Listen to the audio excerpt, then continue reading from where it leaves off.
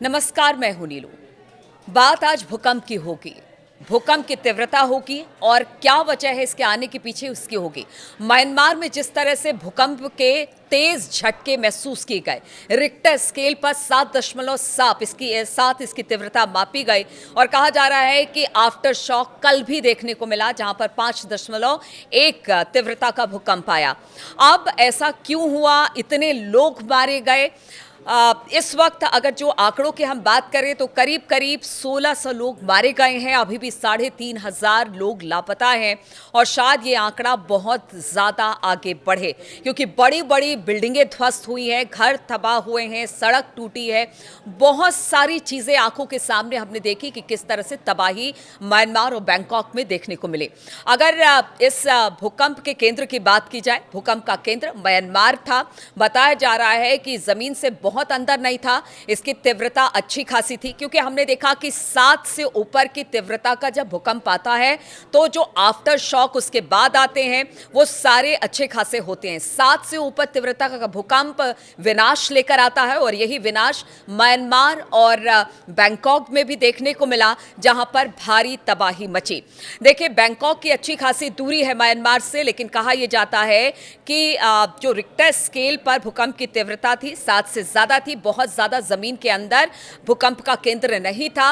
और खास तौर पर बैंकॉक में ऊंची ऊंची बिल्डिंगें हैं, क्योंकि जब इस तरह से 7 से ऊपर का भूकंप आता है तो जो ऊंची ऊंची बिल्डिंगें हैं, चाहे वो कितना भी भूकंप रोधी क्यों ना हो, उसकी नींव काफी अंदर तक होती है और कहते हैं वहीं से डैमेज होता है तो पूरी बिल्डिंग कोलैप्स करती है। इसलिए बैंकॉक में जो तबाही आई, बड़ी बड़ी बिल्डिंगों को, पुल को हमने ध्वस्त होते हुए देखा।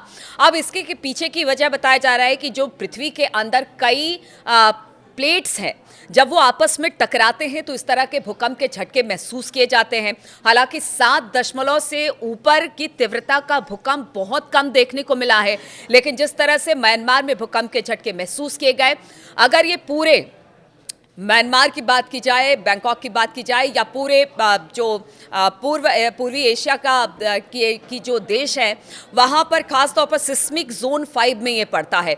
भूकंप के लिहाज से पूरे दुनिया को 5 जोन में बांटा गया है और सिस्मिक जोन 5 में खासतौर पर जो म्यांमार है वो पड़ता है। और जब इस तरह के भूकंप आते हैं तो तबाही ज़बरदस्त होती है। नॉर्थ ईस्ट के कई हिस्सों में हमने देखा है। अगर भारत की बात की जाए तो यहाँ पर भी 5 जोन में बांटा गया, जिसमें से कुछ बहुत सेंसिटिव एरिया है। खासतौर पर अगर भुज की बात की जाए, हमने देखा था किस तरह का भूकंप वहाँ पर आया था। उसके बाद अगर हम नेपाल की तरफ जाएँ तो वहाँ पर इस तरह से बहुत ज़्यादा इंटेंसिटी का भूकंप देखने को मिला था। तो भारत भी इससे अछूता नहीं है। और खासतौर पर दिल्ली एनसीआर की बात की जाए, सिस्मिक जोन 4 में ये पड़ता है, जो कि भूकंप के लिहाज से बेहद खतरनाक है। अगर कभी दिल्ली एनसीआर में भूकंप आया तो आप मान सकते हैं कि यहां पर भी बड़ी बड़ी बिल्डिंगें हैं, क्योंकि कहा जाता है कि जहां पर बड़ी बिल्डिंगें होती है वहां पर क्षति भूकंप से ज्यादा होती है।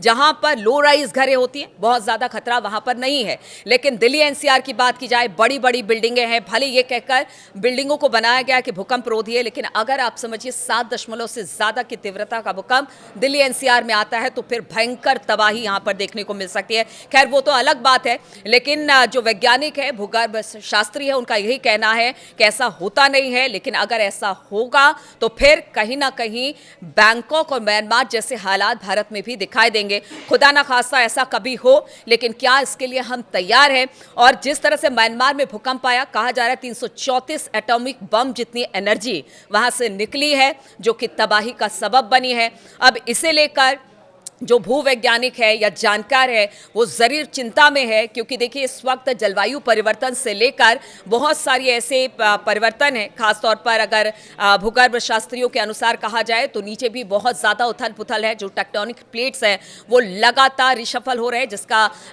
लगातार हमने भूकंप के झटकों के तौर पर भी इसे देखा है। लेकिन क्या ये छोटे छोटे झटके किसी बड़े झटके में तब्दील होंगे? और क्या भारत में अगर इस तरह का विनाशकारी भूकंप या इस तरह की इंटेंसिटी का भूकंप आता है तो क्या इसके लिए हम तैयार हैं? ये सोचने वाली बात है।